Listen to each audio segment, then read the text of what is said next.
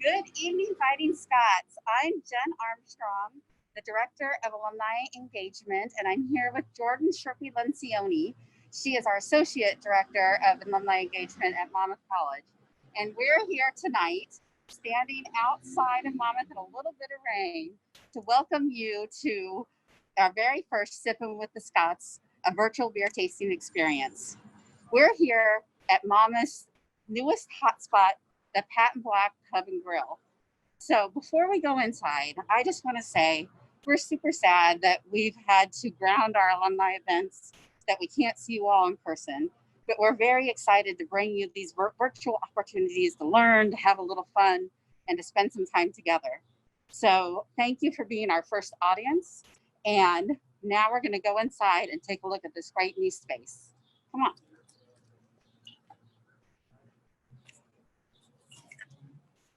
All right. So as good evening. Welcome to the Pat and Black Grill and Brew Pub. we've got our general manager here, Kevin Serrar. Welcome. Thank you. Over here we have our main dining room. We've got some guests enjoying their dinner this evening. And then we're gonna head over here and look at this great bar area that they've got set up. So a little bit more seating here in the front. And then we actually have an alum behind the bar tonight, Steve Disson. He is an 08 grad. And then we're gonna head over here to the brewery where I think we have found Steve and Brad.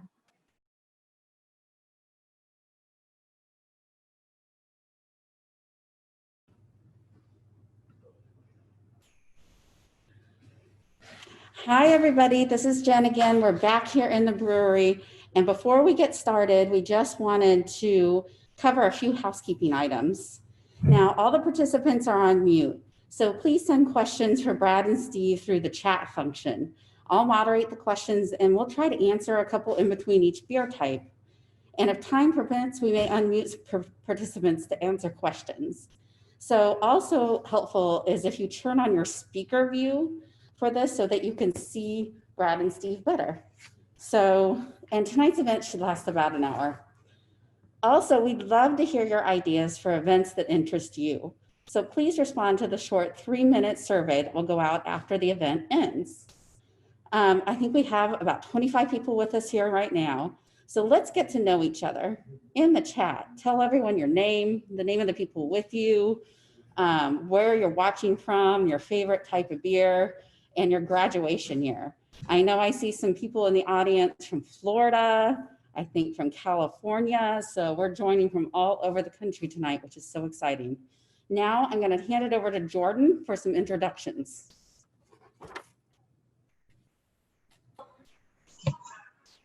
Thank you, Jen. Tonight, Brad Sturgeon will share more about De Novo Beverage of Monmouth and their new venture with the Pat and Black Pub and Grill. Brad attended Illinois State University and received both his BS and MS in chemistry in 1987 and 1989, respectively. He then went on to receive his PhD from the University of California, Davis in 1994. Brad joined the faculty at Monmouth in 2007 and is currently the Associate Professor of Chemistry with a focus of physical chemistry. His business partner, Dr. Steve Murmann, graduated from Monmouth College in 1980, go Scots, and went on to the University of Missouri, Kansas City, where he received his DDS in 1985. Steve owned and operated his own clinic right here in Monmouth for over 30 years and is now a dentist with the Warren County Dental Clinic here in Monmouth. Brad and Steve will share how the science-business connection that began with the Monmouth Coffee Project in 2010 has now evolved into the brewery partnership it is today. Brad and Steve, the floor is yours. Well, hello, welcome. I'm sure if I could see the pictures, would recognize a few of you. I would assume a few of you have been through our talk at homecoming on occasion, and this will be a continuation of it. The first thing we wanted to talk about a little bit was how we got here, how we got in this wonderful area. As many of you know, Brad and I started a brewery here in town in the basement of my dental clinic in 2013, 14, Yeah, thereabouts. wow. The initial plan and the initial dream was to partner with a restaurant here in town and to do something very much like this. Well, the restaurant didn't make it, and so we ended up moving to my basement and have been brewing there ever since. A year or so ago, Chris Gavin and his wife Lisa came to us and talked to us about whether we wanted to partner with them in opening a brew pub in town. And so this has been the result of that. We partnered with Kevin Serrar. Many of you, I'm sure, have eaten at Serrar's Barnstormer. And when that closed, he brought his expertise to us here. So welcome.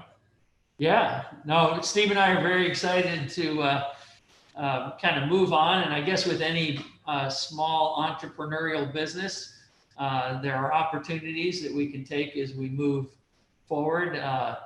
This is a nice step. We've got some upgrades we're thinking about doing, because the first time we do things, I guess this is technically, since we were over at Olivia's in your basement and now Patent Block Grill and Brew Pub. So this is actually our third try. Our third try. So, but it seems to be getting better each time, and associating with more individuals that can do all the little parts of this. And again, having Kevin out front is a great thing. And we look forward to seeing you guys in the restaurant next time you're back in town. So, and have a nice cool beer with your supper. So. That's right. Was there a question, Jen? No, but I have a lot of favorites here. We have some people in California, Denver, Texas. We have citrus, wheat beers are my favorites. Oh, okay. Two to choose from, because I love them all. Yeah. I prefer beer IPA. Yeah. Cassidy O'Connell, Doppelbock, and sours. Wow. Okay. The sours. Yeah. We did a few sours along the way. Yeah. And those, when we first got into the business, they weren't even a beer style, really. Or at least there was only one, a Flanders Red. So, yeah. Well, and so if as we've talked at some of our other events, and when we could give you a handout, which we don't have handouts today. So this is kind of a unique experience for us to do this. But on that handout, we essentially talk about beers essentially are made up of water, you have grain, you have hops, and then you have yeast. So depending on which of the four items, actually mainly the grains, the hops, and the yeast, those can be sort of forward in the beer. So as you guys have a favorite beer, you sort of usually take a path of being more malt focused or more hop focused. So you're either a hop head, or I guess there's no name for people who like malty beers. Well, maybe we could coin one tonight. Yeah. So let's see. So yeah, again, we didn't quite know how to do this, so we asked you to go out and buy some beer. So I hope at this point you guys are looking at your stack of beers in front of you. And the one that we were going to start with, because we like to start with sort of lighter and go to darker beers, is this fine lager that we find right up front here. Do you guys know this fine Budweiser? Actually, Ben McIntosh, a local woodworker, made this fine bottle opener for us. Is that right? Okay. So you should be doing the same thing at home, is popping your lager, whatever you got. And so we'll sample this and then we'll talk about it just a little bit. A good joke about lagers that I saw on the internet the other day. There were the owners of Budweiser, Miller, and Guinness all died at the same time, and so they were standing, getting ready to go into heaven or something, and there was a bar outside of the pearly gates, and so they decided to stop in for a beer. And the Budweiser guy, of course, ordered a Budweiser. The Coors guy ordered a Coors, and the Guinness guy ordered a water. And the bartender said, "What's the deal? Why are you ordering a water?" And he said, "Well, these guys ordered water, so I figured I would too." That's a good one. Well, we don't get audience response, so I hope Somebody laughed. I'm feeling like Jimmy Kimmel here, right? And he says these jokes and it's totally quiet. Well, I don't know if any of you guys have taken the Wendella boat trip up in Chicago, but as you transition out from the river to the lake, I think they like to tell a story about how when the Chicago River was redirected towards St. Louis, that, I'll wait. You can go listen to their story on that about how the water from Chicago transitioned down to St. Louis. So, so how do we think about these lagers, Steve? Well, they're clean. There's very little sweetness, residual sweetness attached to them. Mm-hmm. Budweiser, you tell me anyway. I can't taste it, but you tell me that there's a defect in Budweiser. Acetaldehyde, green apple. I'm not sure if anybody picks up on a green apple flavor in there, but it's a known flaw, but it's okay. It's kind of what you expect out of beer. So we sure drank plenty of Budweisers in Cleveland when I was young.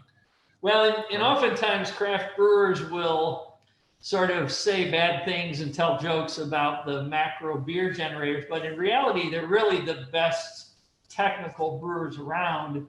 And again, you can make a joke at this point too and say, well, how can you make something with so little flavor without flaws? Because in a lot of the bigger beers, you cover up some of the flaws, with sort of the big nature of the ale or something, but lagers are so clean. Yeah, there's nothing really to hide anything. So technically, these kinds of macro brewers are essentially very, very skilled in what they do. Actually, and if, as I mentioned earlier, that beers either have a hop focus, malt focus, or a yeast focus, I would say... Or no focus. Or no focus, yeah. I would say that this one actually, because it's a lager yeast, and we get that question a lot, the differences between a lager yeast and an ale yeast, that lager yeast can actually ferment more types of sugars. And so when you get the starch and convert that into sugars in the beer, or in the mashing process, which is our mash tun. Actually, we're sitting on our mash tun right here. The lagers can ferment out any of the sugars that show up in there, but the ale yeasts are kind of a little bit more finicky, and they tend to ferment only the smaller monosaccharides or disaccharides. So that's kind of the main difference between a lager and an ale yeast. Now, there's a lot of talk about, well, one's a top and one's a bottom fermenter and stuff like that. And I don't know, I think our fermenter behind Steve is stainless steel, so we can't see what's happening on top or bottom. So, yeah, so we don't really know. I always figured that the top and bottom had more to do with the veracity of the fermentation. And because lagers are running at 40 degrees, it's by temperature going to be a much slower fermentation, and that being the case, there's going to be less CO2 attached to the particles, and so it's going to ferment on the bottom. But that's just me. No, that's good, and actually that's the other thing, that lager yeast will continue to ferment at low temperatures, and so if you want to take your beer and store it in a cave somewhere for a long time, a lager yeast will keep going, whereas an ale yeast might actually go dormant. You might come back with kind of a sweet syrup. Yeah. So, they're actually different species of yeast, I believe. Yeah. Are they not? Well. That's a good beer. Yeah, it's definitely not a bad beer. All right, let's see. So we decided, again, going from, if you were going to do a sampling, we usually try to go from light to dark. Jen, is there a question? Okay. So the next beer that we asked you guys to get was a wheat beer. And so actually, the wheat beer that we brought was Blue Moon. De Novo has a wheat beer, but right now, as we're transitioning over into the restaurant, we don't have anything immediately available.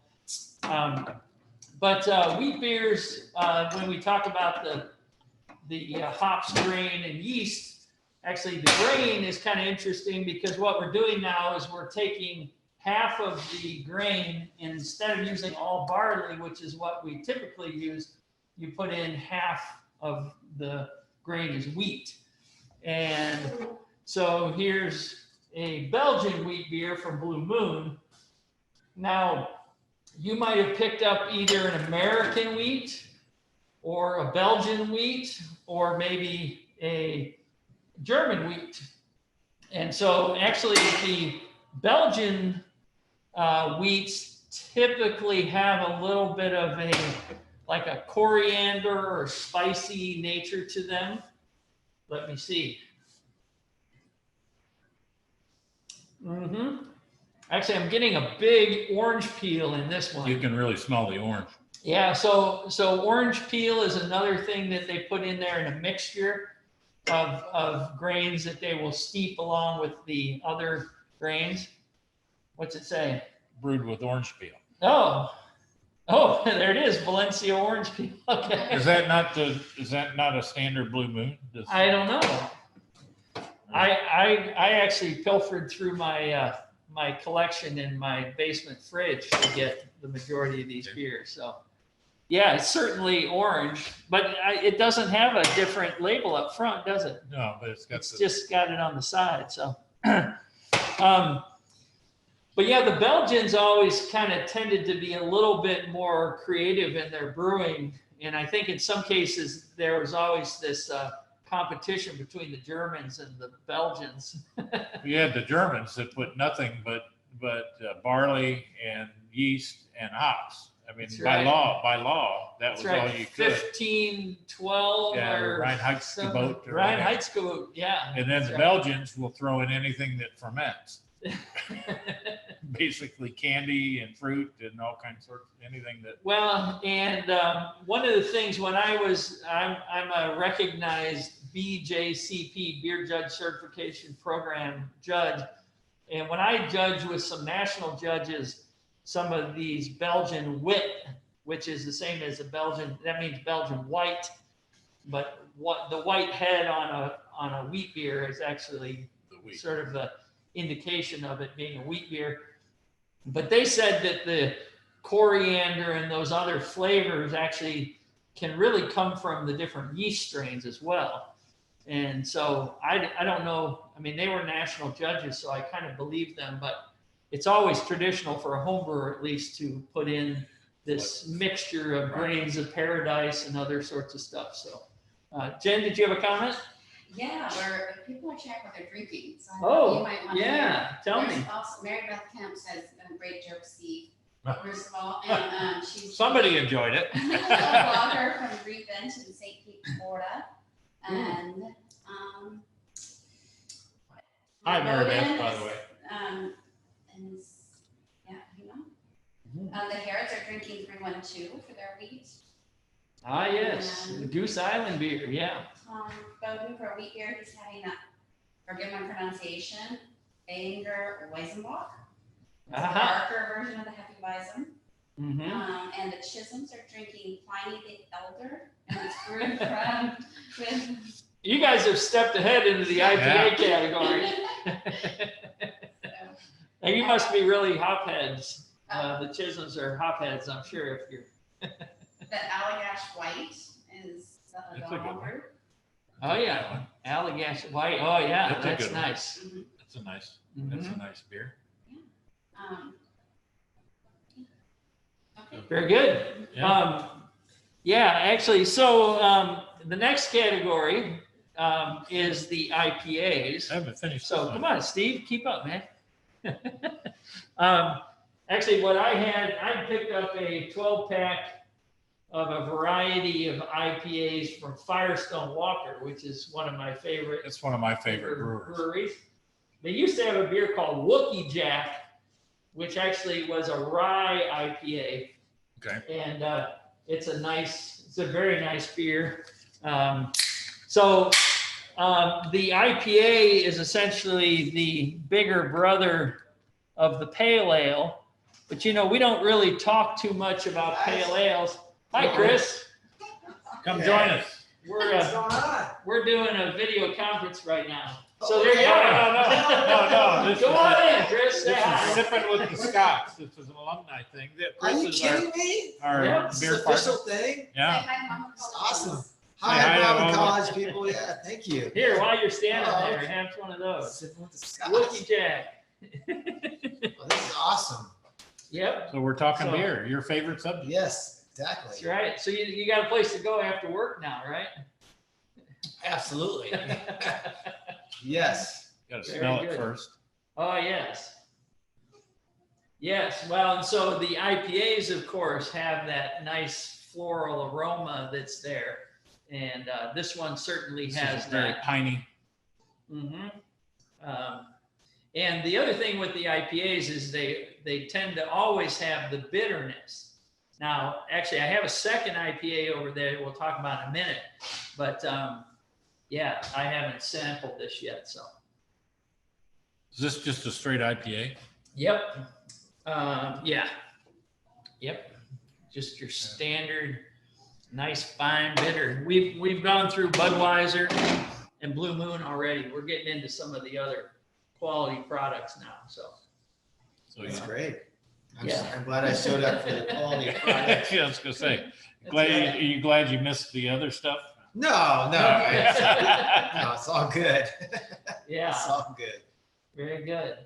Wow. And yeah, it's good. All right, so we got to move on, Chris. All right, so I'll get out of your way. It's all good. Thank you for letting me Thanks. join in on Yeah. the scenes there. So, Scots, hi to all of you, and you got some awesome guys here. So, Yeah.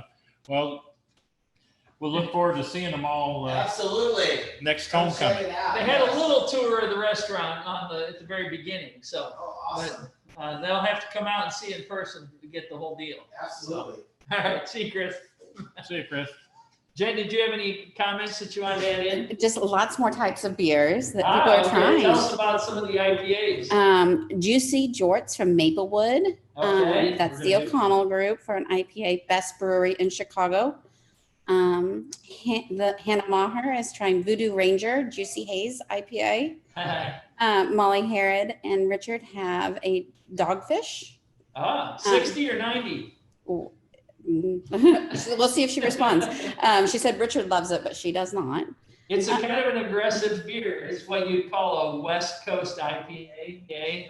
Very aggressive with the bitterness. This is probably. Yeah, this This is is- kind of in that category as well, the Firestone Walker. Mhm. And the Lagunitas IPAs in that category. But the That was the dominant IPA here for a while. yes. Well, and they've moved on and they have a brewery up in Chicago now as well as on the West Coast. And but actually some of the beers that you guys had listed in there are the kind of the newer style, which I think when it first came out, it was referred to as a New England style IPA. Or And- juicy now. Yeah, and now they're called hazy, or I think, I'm not sure if, is it, Juicy, I've heard. well, but that is coined by what brewery? The Bike People. Why can't I think of it? Everybody's going, oh, the Bike People, Fat Tire, Okay. what? Anyway, I can't think of the brewery name. New Belgian. Okay. Yeah, so New Belgian, I think calls it juicy. But why don't you go ahead and crack that, Steve? Come on, man. Well, I'm on You're my hanging second one of behind these. here. You can, while I'm popping this one, are you gonna talk about the difference? Yeah, well, I don't know. Here, let's see. So we got the Lagunitas Hazy Wonder, right? And so yeah, while you're actually, I guess I'm behind too. We got Sorry. it. I should. We'll be go a quiet little while we slower. drink some. Yeah. The thing about IPAs is, I mean, about hops, is that it offers flavor and it offers bitterness. And the IPAs are real heavy in the bitterness, but the aroma and some of the flavors get sort of trampled by all that bitterness. And Yep. so a few years ago, a year or so ago, I don't know who came out with the first hazy or New England style IPA. I don't know either. But so, yeah, so you guys might remember the commercial. I think Miller High Life says it's triple hopped, right? Well, actually, most every beer that you have is triple hopped. At least. Yeah, at least. So you add hops at the very beginning of the boil, and there's some chemistry in there I won't bore you with, but converting those to the bittering components in the beer, and then you put it in halfway through, and they always say that that adds flavor to the beer, And bitterness. Doesn't it drop and a little bitterness, Yeah. right? And then when you add it at the very end, you add aroma. So you add hops at 3 different times for bitterness, flavor, and aroma. So what the hazy IPA people did was they changed up the water chemistry, which is a big part of that, but they didn't put any in at the very beginning. So there's very little bitterness, but they put a lot in at the flavoring. They put a lot in at what we call flame out at the end. And then they also dry hop the wazoo out of it. Yeah. And are dropping in multiple pounds of hops per barrel. after fermentation. Right. So I always say that It's an expensive beer to brew. that it might a nice hazy IPA will get customers to come and talk about your brand, but they're not going to make any money off that. Actually, if anybody's from the Champaign-Urbana area, Triptych Brewing does an awesome hazy IPA called Dank Meme. And actually in the Quad Cities, Wake Brewing, which I'm trying to get some kegs of their beer here on tap, they make a really nice all-together IPA, which is a hazy beer. But again, they cost a lot of money. We should have drank this before we drank the other. Yeah, well, that's right, because the bitterness tends to kind of dampen your taste buds a little bit. So, sorry, I can't get the picture of just the Chisholm sitting there with an entire lineup of IPAs. I don't. Because after that other one, this one is a pretty average. Yeah. This is the hazy? This is the hazy. And hazies also have the standard one has some wheat in it, which offers the haze, I believe. Mm-hmm. Well, and they also, we were looking into brewing one of these, and if you're going to do it right, again, you got to change the water chemistry, but you got to go with, there's a hop out there called London Fog that is, again, adds to the haziness, because a lot of times you might see in a wheat beer that there's some haziness. That could be from protein, but it also is from yeast that doesn't flocculate well. Doesn't settle. Yeah, it doesn't settle. And there's a lot of really good biochemistry about the interaction of settling and things like that. Again, I'll spare you that. So the hazy IPAs are the New England style IPA is the newest, latest, and greatest, and people love them. They just totally love them. Jen, Jen, did you have a comment? This might have been from a different type, but it was kind of a fun comment from Robert Pilson. And he says, "We're drinking tempted by the fruit of another Imperial Pale Ale, Imperial India Pale Ale with blood orange by Tirania from Lake Mills, Wisconsin. We're hot with that they don't prefer that beer." So, wow. Kind of Well, interesting. Yeah, and the Imperial, anything that's Imperial sort of steps up your alcohol content. So it's 8 or 9. Yeah, you 7 might, or 8% alcohol. And that's why sometimes they'll serve you a beer in a restaurant or a brew pub or whatever in a smaller glass. I think there might even be some laws that talk about if your beer's over 9%, you have to serve it in a 12-ounce opposed to a 16-ounce pint. They want to peel you off of the floor. Yeah, well, and again, if you have 9% beer, well, that just means you're putting in that much more grain in there. So actually that beer costs a little bit more to produce. Sure. actually, and one of the things that I've really enjoyed doing since the restaurant's opened is I have access to our point of sale system. So I can go in and see how many like of the different types of beer are being sold. So again, getting back to that business side of things, right? Yeah. It's interesting to I see bet. how people are making choices by ordering beer. Sure. So yeah, Jen? So another comment and question from Tom Bowden. Dogfish Head makes some really interesting and unique beers. Cheers to Doghead Fish. So I wondered if anybody tried those.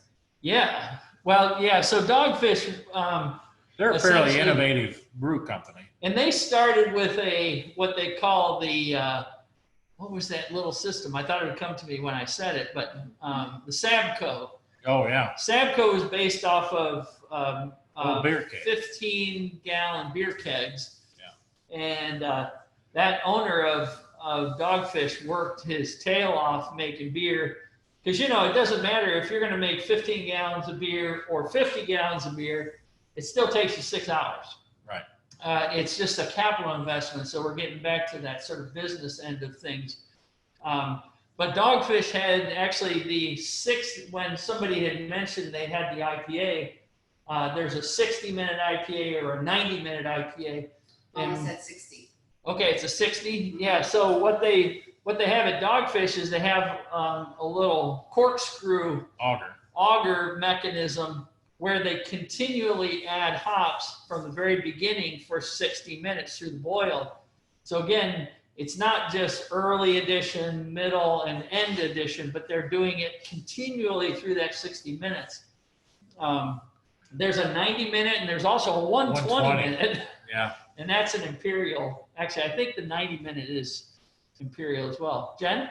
So Michelle Moy, she's in Michigan. She has a question about ale. Where does GOSE, G-O-S-E, Goes? Goes. Yeah. GOSE, thank you, style ale fit in the ale category? I have Founders Brewery, Grand Rapids, Michigan. Founders Green Zebra. Huh. So I've had that beer.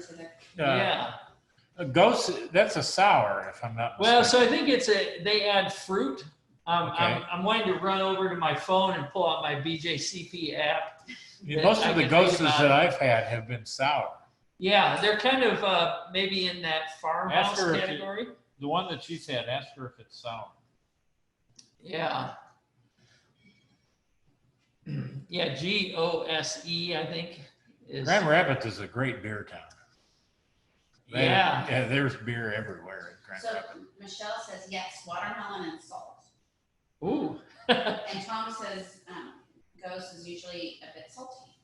Salty, okay. Well, I know that Stone just came out with a salty beer, which I thought was kind of interesting. Hey, Steve, I'm out, man. Thanks so much. Because actually, while we're drinking this IPA, if we moved on to the next category, so I asked you guys in there to get a dunkel. And so here's an example of a dunkel right here, this Spaten dunkel. Notice mine's empty. I was not able to make it over to Peoria, Friar Tuck's, or Binny's or something like that to find a dunkel, but the dunkel is a very malt-forward beer. So again, if you're in that category where you don't like the real strong bitterness, or I can't believe anybody doesn't love the hop flavor and hop aroma. They're just so gorgeous. But if you really want to be on the malty side of things, then you need to go for that dunkel. And I will tell you that dunkel is like a whole different experience in drinking beer. It's a very sweet beer. Trying to look up Ghosts, and I can't for some reason. GOSE. GOSE. Well, you better watch out. I'm going to pour you another beer while you're busy there. All right, so I'll tell you some of the dunkels that they're drinking. Oh, tell me about some dunkels. So Dan Kane is drinking a dunkel beer, which is Hofbrau. And he Hofbrau, yeah. had to search quite a bit in Total Wine to find it. Yes, good job, Daniel. Okay. Munich dunkels are actually dark lagers. It's Tom Bowden. Yes. Hannah Maher has a Warsteiner Dunkel. Warsteiner, yeah. And then David Gelford. Ah, okay. Karen Finney is having Modella Negra.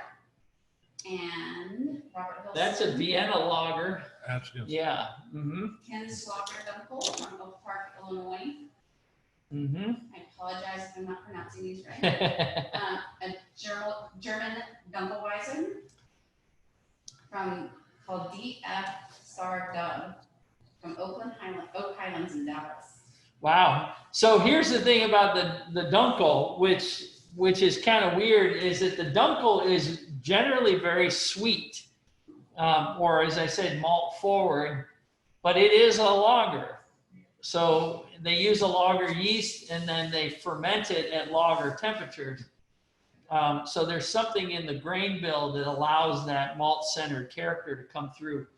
And I've never made a Dunkel, but I appreciate them very well. And a lot of times, I mean, it's easy to make sort of a malt-centered ale, like our red ale, for instance, which is one of our most popular beers. So, but in lieu of that Dunkel, I brought this guy here, Hopper Shore Steinweis. We need to take some German. Yeah, we're gonna have to take some. Well, as a chemist, I should. Your dad probably had to learn. Well, I did when I was in school. That's right. You're a chemist too. I forget. We had to. Oh, the fine swing top there. Actually, here, I did this just because I still got that That's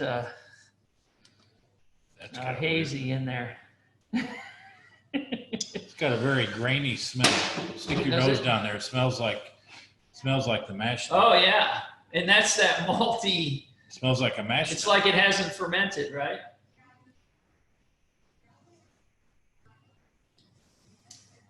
Yep, you see that? Yeah, I mean, it's got that very malt forward.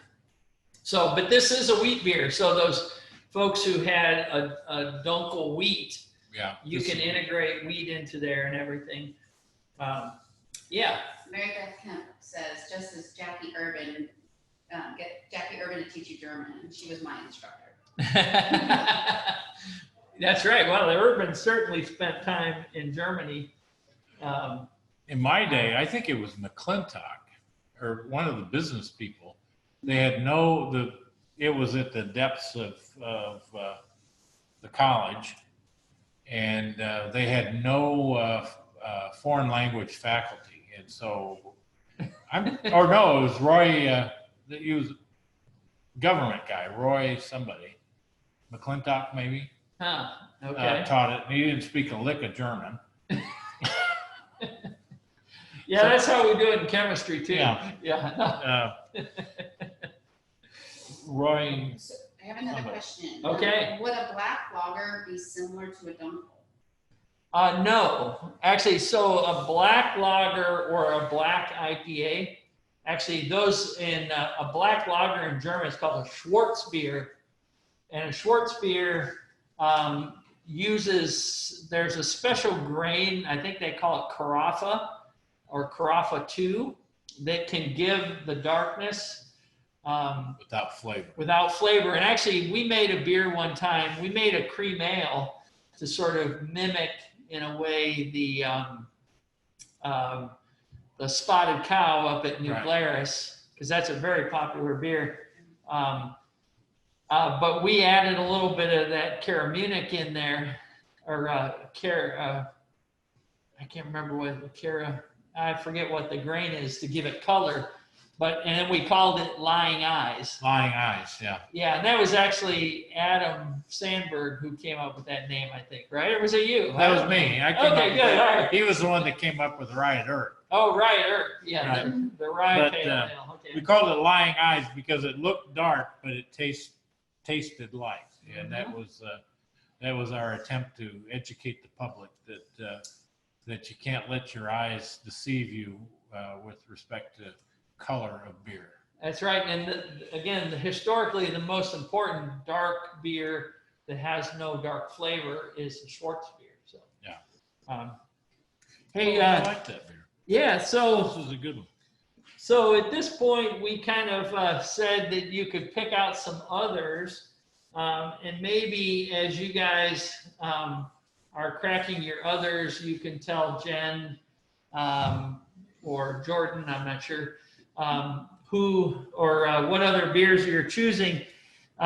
Here's one that I brought along. This is essentially a chocolate stout.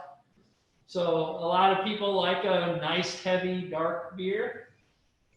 So we could open that one, or actually, here's a one from Boulevard, which is a quad. So again, depending on the amount of alcohol in there. Boulevard's never been my favorite. It always tastes like an old shoe. Well, I don't think they wash out their tank 7s. Yeah, the Tank 7 is still hiding in there, right? But yeah, so anytime you have a standard beer, you're about 5%, 6%. This is 11. 11, yeah. 11.2. Yeah, so you keep going, and of course, nobody's come out with a, I don't know. I think we need to try both of them. Well, all right. Well, actually, Steve, I was hoping maybe you would split this one with me. Little Kings, yeah. Let's find Little King's Cream Ale. Cannonball, man. Yeah. Wait, I'm so used to using actually it doesn't twist off? Oh yeah, it does.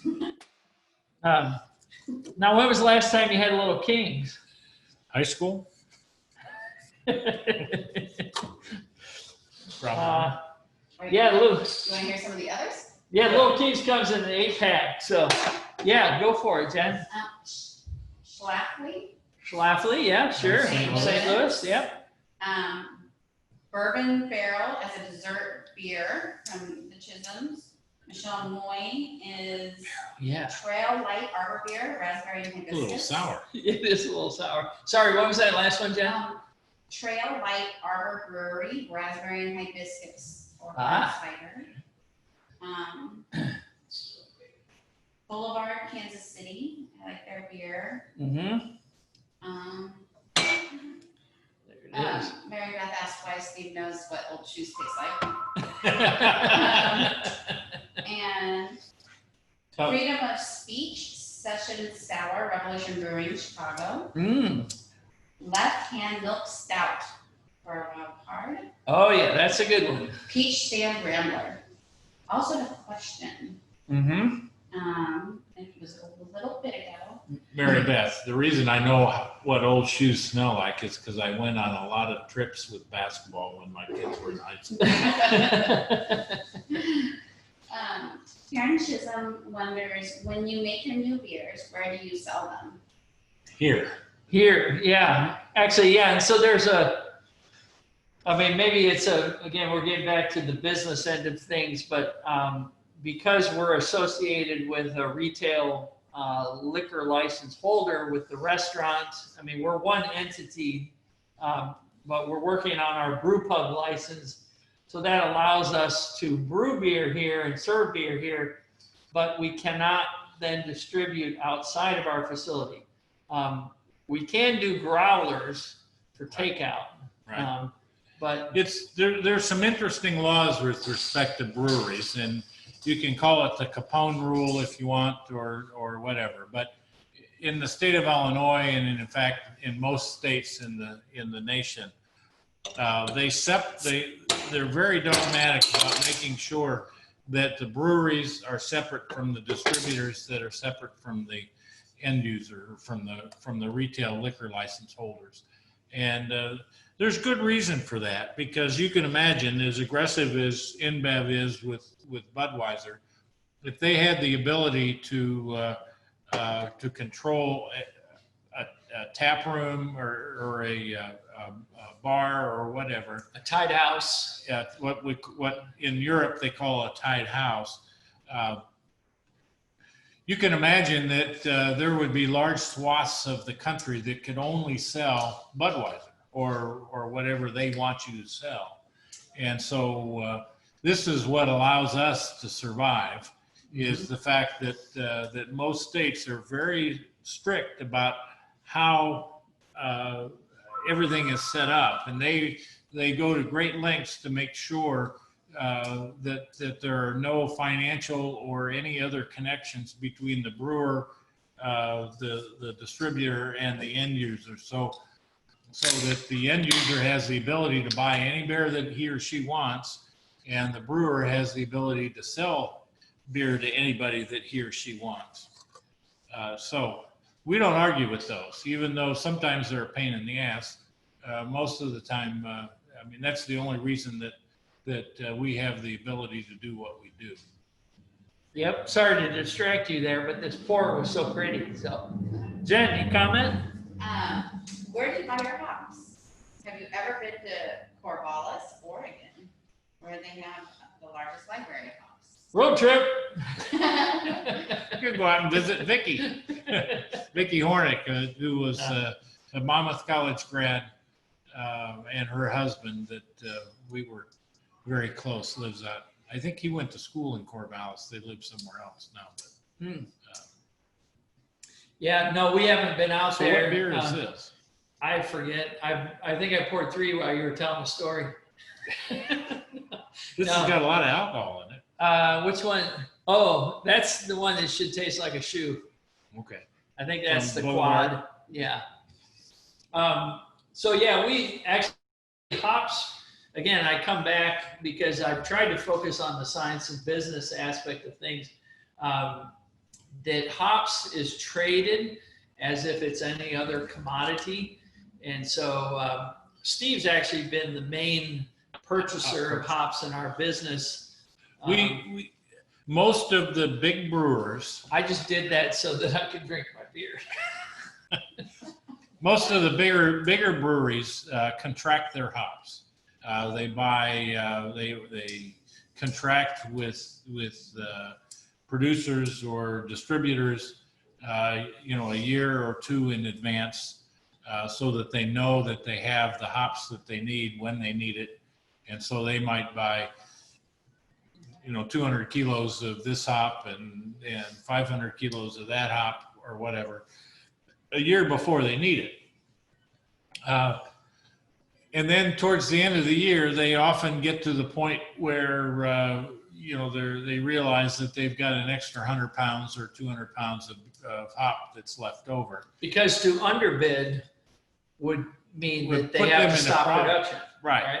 Because if they don't have the hops, they don't produce. And so they've got to make sure that they've got more than an adequate supply of whatever hop that they want.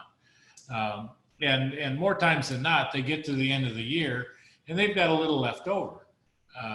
And so that's where we come in. There's a website called the Lupulin Exchange, where these large brewers then put up their excess hop up for sale, and we buy it. Not necessarily at discount prices, but we buy it nonetheless. So it gives us the ability to buy 10 or 20 or 50 pounds of hops at spot hop prices, and it's a really nice system. It works well. Yeah. Yeah, well, and it's like trading any other commodity like coffee. I think at the very beginning we had talked about the Monmouth Coffee Project. Excuse me. Yeah, and so that sort of allowed me as a faculty member at Monmouth College to appreciate, understand how these sorts of commodities are traded. The hop market actually went to Venezuela or something. Somewhere in South America, they started growing hops. But there's about just like with coffee, there's a 2 to 3 year sort of incubation time in order to get your roots established so that you can start to harvest. Yeah. So yeah, hops is an interesting crop because if you look at where it's grown, and I think it's the 47th parallel or longitude Right. or whatever, it seems to be kind of the sweet spot, and it runs right through Germany and England and comes through and hits the Pacific Northwest, Oregon and Washington and whatnot. It hits Wisconsin and Michigan, and then heads back out to Washington Yep. State and Vermont and whatnot. And that seems to be where most of the higher quality hops is produced. Actually, Czechoslovakia. I added an awesome book to the library at the college that talks about how hops were in New York, and then there was some disease, a white rot fungus or something like that, and so then they started in Wisconsin, and then New York picked up again, but then it turned out the West Coast was really good, and Really good. Well, yeah. Michigan, I mean, up where I'm kind of grew up is I mean, if you get up towards Traverse City, all of the fruit farms now are growing hops. Yep. No, it's an interesting commodity. Empire's got a big hop farm. Well, Steve, when you said it's interesting, I was thinking you were going to maybe move into the cannabis world because it's actually in the cannabis family. It is. But that's a whole nother story. So, Right. Jen, were there some comments that we? Yes, a couple, and Okay. we probably should wrap up Okay. just a bit, but. Oh, come on, we're having fun. Tom Bowden says you should see the hops fields here in Oregon. Really cool to see. Tall poles like telephone poles with wires strung on them. The hops climb up the wires 15, 20 feet. Beautiful to see in August before they are cut down. Yes. That's true. And Well, also- is he somebody who's done some amateur, I think he said beer judging? Mhm. So, yeah, so good job, Tom. Keep up the good work in promoting the craft beer industry. Yeah, I'll send the comments to you later. He's got some great Okay. comments throughout. very nice. Thank you. Another question, so from Karen Chisholm, a follow-up. Do you then brew the beer based on the hops that you've bought? Well, we buy the hops based on the beer that we want to buy. Okay. We want to brew. So, Yes. we have a set group of beers that we brew on a regular basis, and so we buy hops to fund those. And then we have special brews that we make off and on through the year. And so that's the advantage. The nice thing about the Lupulin Exchange is that we don't have to buy 1,000 pounds at a time. We can buy 10 or 5 or whatever. So Well, and again, I don't mean to dwell on the business aspect because I'm certainly not a business guy, but I guess I'm finding out that I'm more of a business guy. But yeah, I think Steve said it right. We decide what beers we're going to make, and actually on tap here at the restaurant, we're going to have a wheat beer. We're going to have Steve's famous red ale. We'll have an IPA, and then we'll also have a stout or a porter, some darker beer, because those 4 different beers actually cover the gamut of the different styles in craft brew. and then we'll have some brewer's choice depending on. Yeah, well, we got a 12 tap system out here. So what we're hoping to do is those 4 flagship beers will be on tap the whole time. There will be 4 in the middle that will rotate through. I don't know if you guys have had our hop series beer, but sometimes we do a single hop. So Karen, if we end up finding a great deal on some particular, like a Citra hop, which is an awesome hop, But we will really buy expensive. that. Yeah, we'll get it. We'll do a beer that's based all on Citra. Actually, we've done this with Mandarin Bavarian. Mandarin Bavaria. We did a Citra. We did Mandarin Bavaria. We did Centennial. We did Cascade from over the Cascade. Sharpenbergs. From a local hop producer here in Mhm. town, or in Warren County. Yeah. We did. There's a couple others that we've done. Yeah, well, and so that hop series we have is kind of interesting. And so, yeah, in that case, if we find all of a sudden We look a at Zika, as a right? Zika. We did. we would have never bought a Zika, but it was like It was a cheap, good so deal. So we bought it, we made a beer, and it was a It was great a nice beer. beer. It had a little bit of a mango in the aroma, which is interesting. So, but out on our tap system also, we're trying to support our other craft brewers. So right now we've got a keg of porter that has a little bit of cinnamon and chocolate in it that's from the Knox County Brewing up the road in Galesburg. And then Forgotonia Brewing, which is down in Macomb. We have their cream ale on tap here. And actually, we just swapped out a keg on that. So we've actually we've done pretty good. People are loving that cream ale. It's a good beer. So yeah, so we try to drive the bus.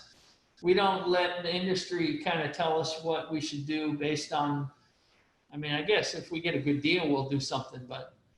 Yeah, by and large, I mean, it's what we feel like. And if you come in here and you don't like the beers, it's our fault, right? Because you just need to change your taste to what we like at the time. Yeah, just choose something else. I mean, we'll have some other ones. I mean, we got Elysian Stardust out here right now. Right. Because our distributor had a keg of that. And I said, let's do that. So, hey, Jen, what are we doing here on time? How are we doing? A couple more questions. Okay. What's the big distinguishing factor to make a beer sour? So to do a sour beer, actually, so yeast carries out the fermentation, the conversion of sugars to alcohol and CO2. But in order to get sour, you need you prefer not to have lactic acid. You prefer not to have acetic acid, which is vinegar. You prefer to have lactic acid. So there are lactobacillus or lactic acid bacteria. So in order to make a sour beer, when you pitch in your yeast, then you might pitch in some bacteria as well.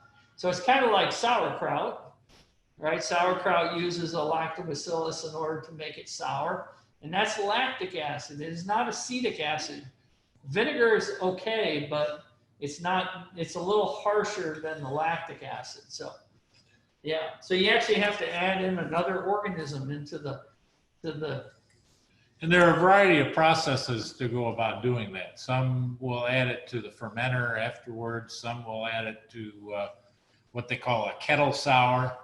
The problem with lactobacillus is that unless you do a really good job of sterilizing everything that it comes in contact with, it has a tendency to travel. And so the next beer that you have, it only takes a couple of bacteria to contaminate, 50 or 100 gallons of beer. And so most brewers are really hesitant to allow a live culture of lactobacillus to come into anything that might contaminate beer later. And so the recent, with everybody that's enjoying sour beers, they have done what they call kettle sour, which is where you, if you get into the process, you go through the mash, where you change all the starch and the grain into sugar, and then you pump it over into the brew kettle. But before you Bring it up to heat. Before you bring it up to heat, you add the lactobacillus so that you produce the sour, and then you add the heat, which kills everything. It kills all the bacteria, and it doesn't end up contaminating beers for the next 6 months. So that's right. You kind of wrangle your bacteria, but right. But yeah, there's other things like Brettanomyces, which is there's a lot of, or they call Brett beer. Right. So, but yeah, I mean, actually, if you haven't been out to Stone in Escondido, California, it's a beautiful establishment, and they essentially built another brewery right next to it to do the sour beers. Because they didn't want it contaminated. Yeah, they're like, no, there's no sour coming in here because you're going to mess with your main product. So, yeah. Jen, other question? Yes. Back with Chisholm's, when you make a beer, what volume of beer do you make? 50 gallons. All right. So 50 gallons. So in the brewery world, we work off of 31 gallons as a barrel. So we consider our system a 1.5 barrel system. So you'll hear like over in at the Iron Spike in Galesburg, they have a 10 barrel system. So they're brewing 300 gallons at a time. Part of our strategy here, and again, I'd like to think of it as kind of a business thing that we're doing, is that, we don't want to let our beer, we don't want to brew, 1,000 gallons and then have it sit. We want to brew 50 gallons. That'll generate sort of 3 half barrels or 8 or 9, what we call sixtels. And we're going to go through that and then we'll brew again. Right. So that way you're ensured of having fresh beer rather than beer that's been sitting around for 6 months. That's right. And we've very, very seldom poured out beers. Right. For lack of, but again, it's because we're kind of a small brewery and we can kind of do that. That's part of our model as well. So it also gives us the advantage of controlling things like water chemistry and whatnot a little bit better. I mean, one of the, de novo means in the beginning, which comes back to the fact that we do pay a lot of attention to the science of brewing, and one of the sciences has to do with water chemistry. It's not a mistake that, or an accident, that most of the major breweries in the country are situated next to good, clean,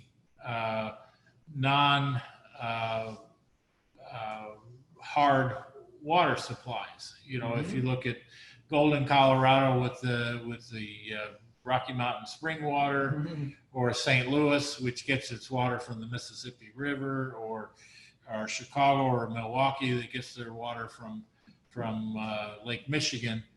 All of those are fairly soft water supplies, and that gives them the ability to produce things like Budweiser. Well, in our case, we take Monmouth water that's essentially undrinkable for most things. Monmouth crude. And we run it through an RO because we're a smaller brewery. We run it through an RO system, which removes all of the minerals.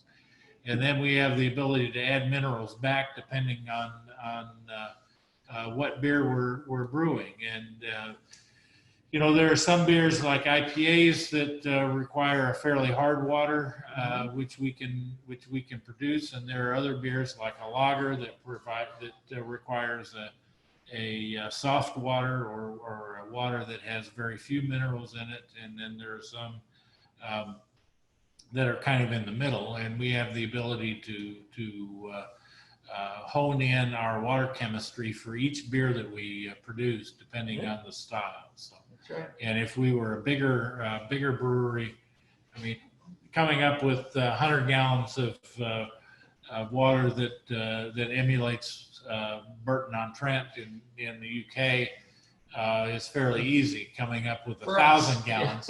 What's that? For us. For us. Yeah. Coming up with 1,000 gallons or 100,000 gallons of that is much more difficult. Yeah. Jen, you got another question? I do. Okay. This is from Dean, Okay. and it's business side. So does Illinois law allow you to sell other crafts? And also, what is the spelling of the exchange for the hops that you use? Called the lupulin exchange. Lupulin is in the Yes, as in the lupulin gland. Lupulin gland Yeah. and it's in the description. If you look at the actual name of what the hop plant is that biologists would call it, lupulin is in there somewhere, I think. Lupulin, yeah.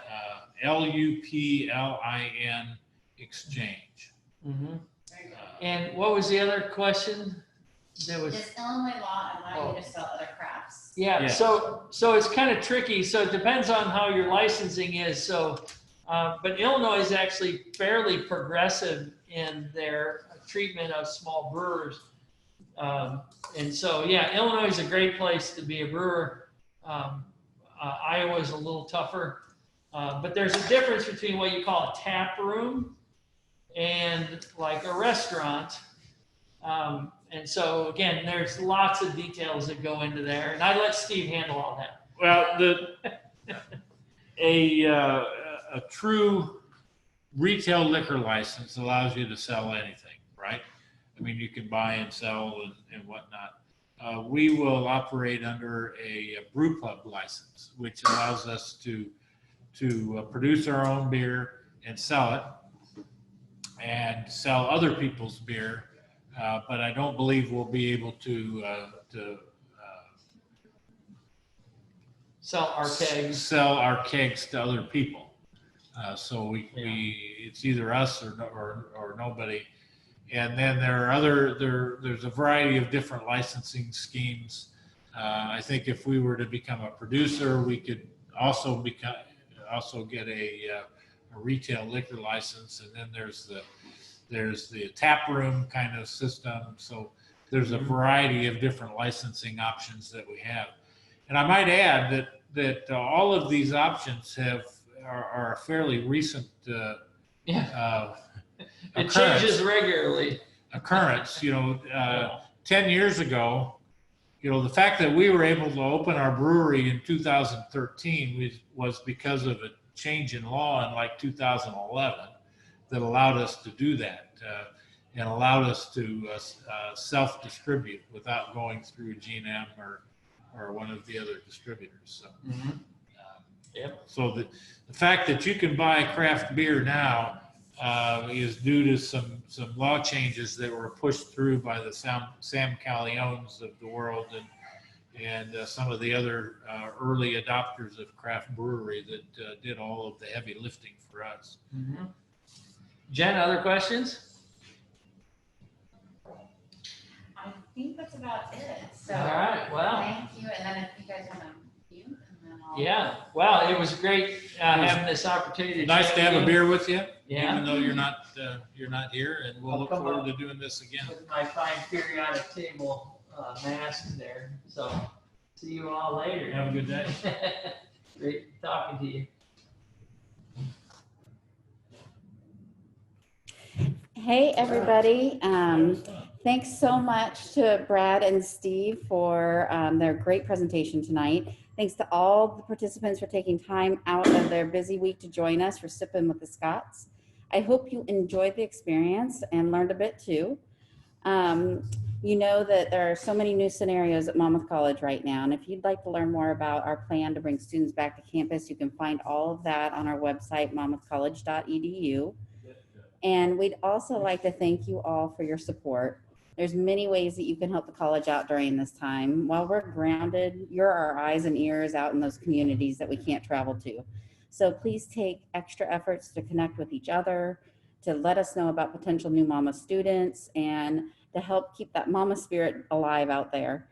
And I usually don't do this in alumni events, but your financial support is a big help too. I just want to mention that we've recently introduced recurring giving. So it's much like your Netflix subscription or what other streaming services we all love right now. These are reliable gifts that are very appreciated by the college. So if you're interested in that, you can contact either Jordan or me for more information. And I'm going to hand off to Jordan right now to close it up. Thanks, Jen. Please note as you leave today's webinar that there will be a short survey that's going to appear in your browser. We do hope that you'll just take a moment to give us your feedback, but even more importantly, that you'll share with us your suggestions for future topics and also presenters as we prepare for both the Tartan Talks this quarter, as well as virtual alumni engagement events. As a reminder, this webinar was recorded and it will be available on the college's website within a few days. We want to say thank you to Brad and Steve and all of you, but especially Brad and Steve for being so generous with their time. We are adjourned for today. Cheers, Scots.